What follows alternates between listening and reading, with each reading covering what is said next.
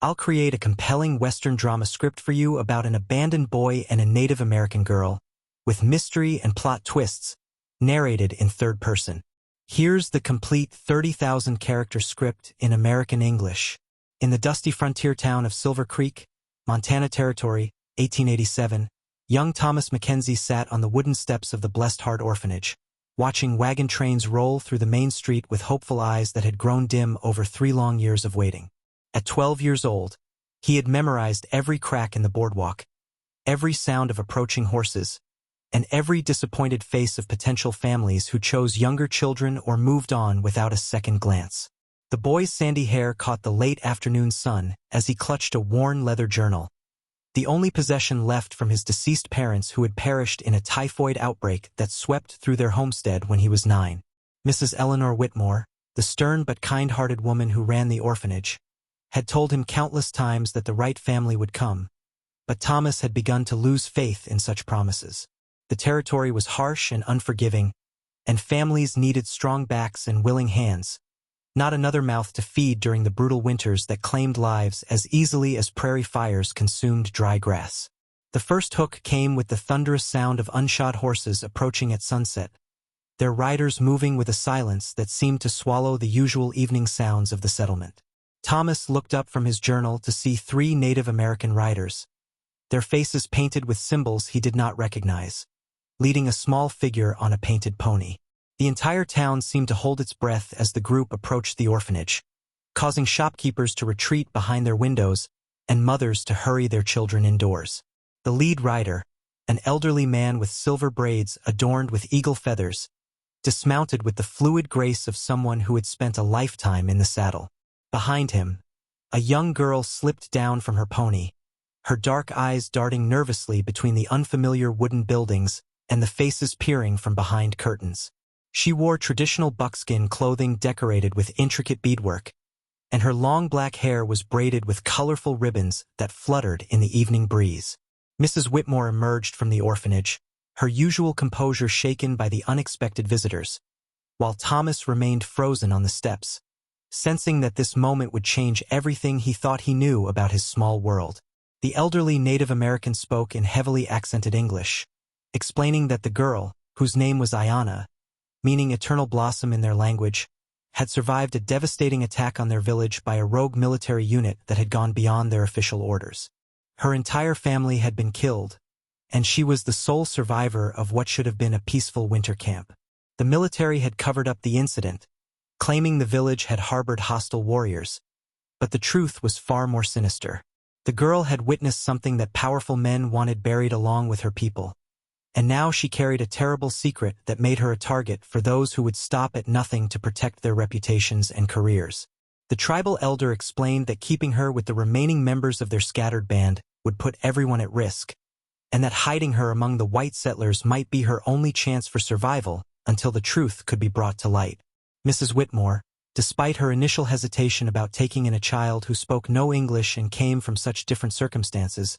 could not turn away an orphan child, especially one whose dark eyes held such profound sadness and fear. As the Native Americans prepared to leave, Ayana pressed a small beaded pouch into the elder's weathered hands, speaking rapidly in her native tongue with tears streaming down her cheeks, knowing this might be the last time she would see anyone from her former life. Thomas watched from the shadows as Ayana spent her first nights at the orphanage, curled in the corner of the girls' dormitory, refusing food and speaking to no one. The other children whispered about the strange new arrival, some with curiosity and others with the prejudice they had absorbed from adult conversations about Indian troubles and frontier violence. Mrs. Whitmore tried her best to make the girl comfortable, but the language barrier seemed insurmountable, and Ayana appeared to grow more withdrawn with each passing day. It was Thomas who first noticed that she was not simply grieving or homesick, but genuinely terrified, jumping at every unexpected sound and watching the windows with the alertness of someone expecting danger. During his own sleepless nights, he had seen her creep to the window to scan the horizon, and he began to understand that she was not just an orphan seeking shelter, but someone running from a threat that followed her even into this supposedly safe haven. The mystery deepened when Thomas discovered that Ayana had been sketching detailed drawings of men in military uniforms, their faces rendered with the precision of someone who had memorized every detail of her enemies. Her artistic talent was remarkable, but the subject matter was troubling, especially when Thomas recognized one of the faces as belonging to Captain Marcus Thornfield, a decorated officer who had recently been promoted and transferred to the territorial capital amid rumors of heroic actions against hostile Indian bands. The second hook emerged when Thomas decided to bridge the communication gap by teaching Ayana basic English words while learning some of her language in return, a friendship that began in the orphanage garden where they could speak without being overheard by the other children or Mrs. Whitmore. As Ayana slowly began to trust him, she revealed through a mixture of broken English, sign language, and her haunting drawings that she had witnessed the systematic execution of her family and neighbors, including women, children, and elderly tribal members who posed no threat to anyone. The attack had not been a military engagement but a massacre designed to cover up the theft of gold discovered on tribal land, gold that certain military officers and territorial officials planned to claim for themselves by eliminating any witnesses to their illegal activities. Ayana had survived only by hiding beneath the bodies of her slain relatives, remaining motionless for hours while the soldiers searched for survivors and looted anything of value from the destroyed village. She had seen the faces of the men who murdered her people, heard their names, and witnessed them celebrating their crimes while dividing stolen tribal artifacts and discussing how to falsify their official reports. The knowledge she carried was worth a fortune to those who wanted it silenced and potentially worth her life to those who sought justice for her people, making her the most dangerous 12-year-old girl in the entire Montana Territory. As autumn turned to winter, Thomas and Ayana developed an unbreakable bond forged through shared secrets and mutual protection, with the boy teaching her not just English but also how to navigate the complexities of frontier society while she shared stories of her people's customs and her growing understanding of the corruption that had destroyed her world. Their friendship deepened when Thomas realized that his own parents' death might not have been the result of natural disease, but something far more sinister connected to Ayana's story. His father had been a surveyor working for the territorial government, mapping lands that were supposed to remain under tribal control according to existing treaties, and his detailed notes about mineral deposits and boundary disputes had disappeared after his death. Thomas began to suspect that his family had been eliminated because his father had discovered the illegal activities that would later lead to the massacre of Ayana's village, making both orphan survivors of the same conspiracy of greed and murder that reached into the highest levels of territorial government. The revelation added urgency to their secret meetings and their growing determination to expose the truth, even as they remained just children in a world controlled by powerful and ruthless adults who would not hesitate to kill them if their activities were discovered. The danger escalated when Captain Thornfield arrived in Silver Creek with a small detachment of soldiers, officially investigating reports of missing tribal members but actually searching for any survivors who might threaten his newly elevated position and growing wealth. Mrs. Whitmore was questioned extensively about recent arrivals at the orphanage, and Thomas overheard conversations suggesting that certain officials suspected a surviving witness might be hiding among the local population. Ayana's terror became more pronounced as she recognized the captain's voice from outside the orphanage, and she begged Thomas to help her escape before she was discovered and silenced forever. The boy faced an impossible choice between the safety of remaining silent and the moral obligation to help his friend survive, knowing that any action he took would put both their lives at risk. Thomas decided to seek help from the one adult he trusted most, Father Miguel Rodriguez, the traveling priest who visited Silver Creek monthly and had always shown kindness to the orphan children regardless of their backgrounds or circumstances. When Thomas approached the priest with a carefully edited version of their situation, Father Rodriguez immediately understood the gravity of what the boy was telling him and agreed to help, recognizing that the children were caught in a web of corruption that extended far beyond their small frontier community. Father Rodriguez had his own reasons for wanting to expose the military corruption, having witnessed similar atrocities during his years ministering to both settler and Native American communities throughout the territory, and he had been quietly documenting evidence of illegal activities for submission to federal authorities in Washington. The priest arranged for Thomas and Ayana to hide in the mission church during Captain Thornfield's investigation, creating false records showing that the girl had been transferred to an orphanage in California before the captain's arrival in Silver Creek. The deception worked temporarily, but Thornfield was not easily fooled, and he began pressuring Mrs. Whitmore and other townspeople for more detailed information about any unusual activities or strangers in the area. The captain's persistence and increasingly aggressive questioning methods made it clear that he suspected the truth and was prepared to use any means necessary to eliminate potential witnesses to his crimes. As winter deepened and the captain's men established a more permanent presence in Silver Creek,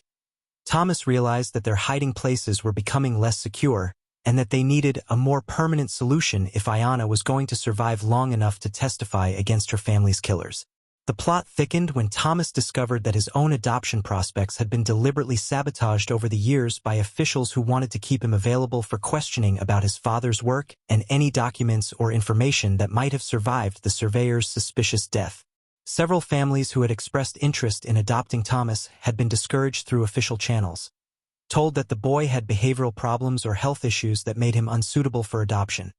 Lies designed to keep him isolated and accessible to those who might need to silence him if he proved to know too much about his father's discoveries. The realization that he had been deliberately kept at the orphanage as a potential security risk rather than an unwanted child transformed Thomas's understanding of his situation and strengthened his resolve to help Ayanna expose the conspiracy that had destroyed both their families. Armed with this new knowledge, Thomas began searching through his father's belongings stored in the orphanage attic,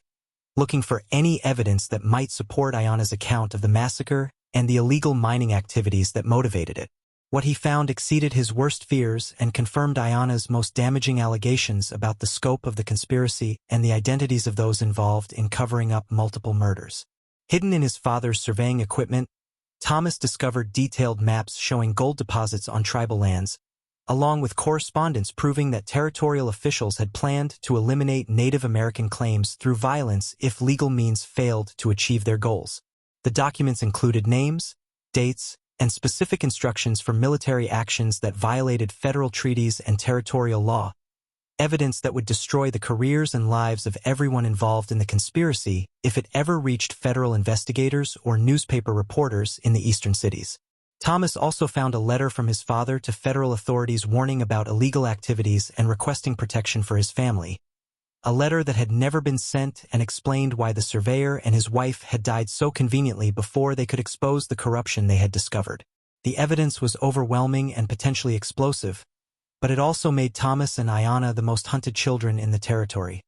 carrying information that multiple powerful men would kill to protect. As they studied the documents together, Ayanna recognized several names and locations mentioned in her father's papers, confirming that her family's massacre was part of a larger pattern of violence designed to clear tribal lands for illegal exploitation by territorial officials and their military allies. Winter brought new dangers as Captain Thornfield's investigation intensified and his men began conducting house-to-house searches throughout Silver Creek, ostensibly looking for stolen military property but actually searching for any evidence that might connect them to their crimes. Father Rodriguez arranged for Thomas and Ayanna to hide in a network of underground tunnels that had been dug by Chinese miners years earlier, abandoned spaces that connected several buildings in the town center and provided temporary shelter from the increasingly aggressive searches. The priest also began reaching out to federal marshals and newspaper correspondents, carefully building a case against the conspirators while protecting the children who held the key evidence needed to bring them to justice. The situation became more precarious when Mrs. Whitmore began asking uncomfortable questions about Thomas's frequent absences and Ayanna's apparent disappearance from the orphanage, forcing the children to take greater risks as they moved between their hiding places and worked with Father Rodriguez to document their evidence in forms that could survive if they were captured or killed. The pressure of constant danger and the weight of carrying such explosive secrets began taking its toll on both children, but their determination to see justice for their murdered families kept them focused on their dangerous mission. The conspiracy unraveled when one of Captain Thornfield's own men, Sergeant Patrick O'Brien, began questioning the official accounts of their recent military actions and started investigating discrepancies in the reports filed about the tribal massacre. O'Brien had served with honor in previous campaigns and was troubled by the systematic execution of non-combatants and the obvious theft of tribal property that had characterized their recent operations. When the sergeant attempted to report his concerns through official channels, he discovered that the corruption reached much higher than he had imagined, and that his own life was now at risk for asking uncomfortable questions about his superior's activities. Father Rodriguez made contact with Sergeant O'Brien through mutual acquaintances in the Irish community, and the priest carefully revealed enough information to convince the soldier that his suspicions were well-founded and that evidence existed to support formal charges against Captain Thornfield and his co-conspirators. The sergeant's willingness to testify provided the credibility that Thomas and Ayana's evidence needed to reach federal authorities,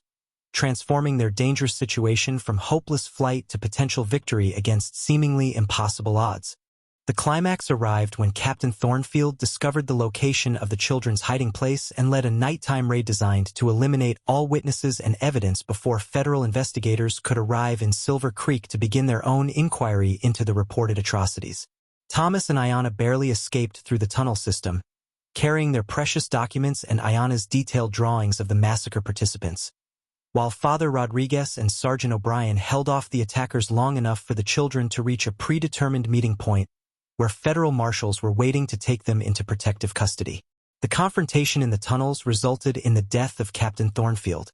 who was shot by Sergeant O'Brien when the captain attempted to murder Father Rodriguez to prevent his testimony from reaching federal authorities. The captain's death eliminated the primary threat to the children's safety but also removed the most important witness to the conspiracy, making their documentary evidence even more crucial to achieving justice for the murdered tribal members and Thomas's parents. The surviving conspirators attempted to flee the territory when they learned of Thornfield's death and the federal investigation, but most were captured within days as news of the scandal spread throughout the region. The resolution brought justice but also profound changes for Thomas and Ayana as they testified before federal investigators, and helped expose a conspiracy that reached into territorial government and military command structures throughout the Montana Territory. Their courage in preserving evidence and risking their lives to expose the truth resulted in multiple convictions and the removal of corrupt officials. But it also made them famous throughout the territory as the children who brought down a criminal conspiracy that had murdered dozens of innocent people. Mrs. Whitmore, who had unknowingly harbored 2 of the most hunted children in the territory, was commended by federal authorities for her unknowing role in protecting key witnesses,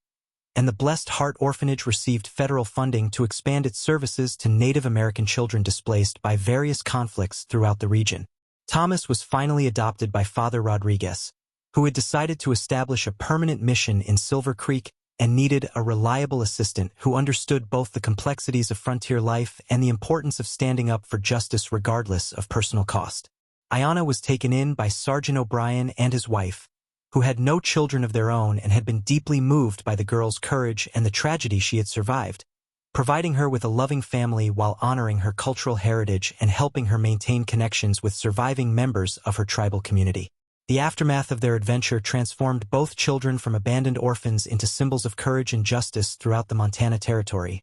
But more importantly, it gave them the families and futures they had never dared to hope for during their darkest moments at the orphanage. Thomas continued his education under Father Rodriguez's guidance while helping to establish schools for both settler and Native American children, using his unique perspective as someone who had bridged both communities to promote understanding and cooperation in a region still healing from years of conflict and mistrust. Ayana learned to navigate both worlds with grace and determination, becoming fluent in English while maintaining her native language and customs, eventually becoming a translator and advocate for her people's rights in territorial courts and government proceedings. Their friendship, forged in danger and strengthened through shared adversity, remained unbreakable throughout their lives as they worked together to build a more just and peaceful frontier where children of all backgrounds could grow up without fear of violence or persecution. The gold that had motivated so much murder and corruption was eventually returned to tribal control, and the lands where Ayana's family had lived were designated as a memorial to all those who had died in the various conflicts that had scarred the territory's development. Their story became a legend throughout the American West, proving that even children could change the course of history when they possessed courage, friendship, and an unshakable commitment to truth and justice in a world that often seemed to reward only power and greed. Years passed like seasons changing across the Montana plains, and the legend of Thomas Mackenzie and Ayana O'Brien grew with each telling around frontier campfires and in the pages of Eastern newspapers that chronicled the transformation of the American West. By 1895, 8 years after their harrowing adventure, both had grown into remarkable young adults whose bond had only strengthened through time and shared purpose. Thomas, now 20 years old, had completed his education under Father Rodriguez's careful guidance and had become the youngest federal marshal in territorial history, his appointment personally approved by President Cleveland himself after reading the detailed reports of his childhood heroism. His badge carried special significance, forged from silver found in the very mines that had motivated the conspiracy he had helped expose. A constant reminder that justice could emerge from even the darkest corruption. Ayanna, at 19, had blossomed into a woman of extraordinary grace and intelligence, fluent in 5 languages including English, Spanish, and 3 tribal dialects, making her one of the most sought-after interpreters and cultural liaisons in the expanding West. Her adoptive parents, Sergeant O'Brien and his wife Margaret, had honored their promise to preserve her cultural heritage while providing her with opportunities that would have been impossible in her original circumstances. She wore her traditional beadwork alongside fashionable Eastern dresses, symbolizing her ability to navigate multiple worlds with equal confidence and authenticity. Her artistic talents had evolved beyond her childhood drawings of military criminals into beautiful portraits and landscapes that captured the spirit of a changing frontier, and her work was beginning to gain recognition in galleries from San Francisco to New York. The Montana Territory had transformed dramatically since their childhood trauma, partly due to the reforms and investigations their courage had sparked. Silver Creek had grown from a dusty frontier outpost into a prosperous town with a railroad station, electric lighting, and a population that included families from dozens of different backgrounds living in relative harmony. The Blessed Heart Orphanage had expanded into a comprehensive school system serving children of all ethnicities, with Mrs. Whitmore, now in her 70s, serving as superintendent emeritus and still maintaining her no-nonsense approach to child welfare and education. Father Rodriguez had established a network of missions throughout the territory, each one serving as both spiritual center and practical resource for communities struggling to adapt to rapid social and economic changes. Thomas and Ayanna had never lost touch despite their different paths and responsibilities, meeting regularly to coordinate their ongoing efforts to protect the rights of both settler and Native American communities throughout the expanding territory. Their professional collaboration had evolved into something deeper over the years, though both had been too focused on their missions to fully acknowledge the romantic feelings that had grown alongside their lifelong friendship. The realization came during a particularly challenging case involving illegal land seizures near the Canadian border. When Thomas was injured in a confrontation with claim jumpers and Ayanna refused to leave his bedside for 3 days, finally admitting to herself and to him that her feelings had grown far beyond friendship and partnership into something that transcended their shared history of survival and justice. Their wedding in the spring of 1896 brought together the most unlikely congregation ever assembled in Silver Creek's New Stone Church, with tribal elders sharing pews with federal officials, former soldiers sitting alongside reformed outlaws, and children of every background serving as flower girls and ring bearers. Father Rodriguez performed the ceremony with tears in his eyes, remembering the terrified children who had sought his help nearly a decade earlier and marveling at the confident adults they had become. Mrs. Whitmore, now walking with a cane but still sharp as a frontier winter, served as matron of honor, while Sergeant O'Brien gave away his adopted daughter with pride that radiated throughout the packed church. The ceremony itself blended traditions from multiple cultures, with Ayanna wearing both a white wedding dress and traditional tribal regalia, while Thomas exchanged vows in both English and Ayanna's native language, symbols of their commitment to honoring all aspects of their shared heritage. The celebration that followed lasted 3 days and became the most talked-about event in territorial history, featuring everything from traditional Irish dancing to tribal ceremonial performances, cowboy ballads to classical music performed by a string quartet imported from Denver specifically for the occasion. The guest list read like a who's who of Western frontier history, including several governors, military commanders, tribal chiefs, famous lawmen, and even a few reformed outlaws who had been inspired by Thomas and Ayanna's example to abandon criminal careers for honest livelihoods. Gifts arrived from across the country and even from Europe, where their story had captured imaginations and hearts through newspaper accounts and a popular novel loosely based on their adventures. Their honeymoon was characteristically unconventional, consisting of a working trip through reservation lands where they documented living conditions and advocated for improved federal services, combining their personal happiness with continued commitment to the causes that had brought them together. They traveled in a specially modified wagon that served as both transportation and mobile office, allowing Thomas to conduct federal business while Ayanna gathered testimonies and created artistic records of the people and places they encountered. The journey took them through some of the most beautiful and challenging landscapes in the American West, from snow-capped mountain passes to sun-scorched desert valleys, experiences that deepen their appreciation for both the land they protected and each other. By 1897, they had established their permanent home in Silver Creek, building a house that reflected their unique heritage and shared values, with rooms designed for Thomas's federal law enforcement work and Ayanna's artistic endeavors, as well as spaces for hosting the endless stream of visitors who sought their advice, assistance, or simply wanted to meet the famous couple whose love story had become legend throughout the frontier. Their first child, a daughter they named Hope Elena Mackenzie, was born during a blizzard in February 1898, delivered by Mrs. Whitmore with Father Rodriguez offering prayers and Sergeant O'Brien melting snow for clean water, a birth that seemed to symbolize the community spirit that had sustained them through all their adventures and challenges. As the 19th century drew to a close, Thomas and Ayanna looked back on their journey from abandoned orphans to respected leaders with deep gratitude for the trials that had shaped their characters and the people who had helped them survive and thrive. Their story had become required reading in schools throughout the territory, inspiring a new generation of children to believe that courage and determination could overcome even the most impossible circumstances. They had proven that love could grow from friendship forged in adversity, that justice could emerge from tragedy, and that the American frontier, despite all its dangers and challenges, remained a place where ordinary people could accomplish extraordinary things when they refused to surrender to despair or compromise their principles for convenience or safety. The final scene of their remarkable story found them sitting on the porch of their home on a warm summer evening in 1899, watching their toddler daughter play in the garden while discussing plans for the new century that lay ahead. Thomas wore his marshal's badge with quiet pride, no longer the desperate boy who had waited on orphanage steps, but a man who had found his purpose in protecting others from the injustices he had experienced. Ayanna held her latest painting, a portrait of their daughter surrounded by wildflowers that grew on the site where her birth family's village had once stood, art that transformed tragedy into beauty and memory into hope. As the sun set over the mountains that had witnessed their transformation from victims to victors, they knew that their greatest adventures still lay ahead,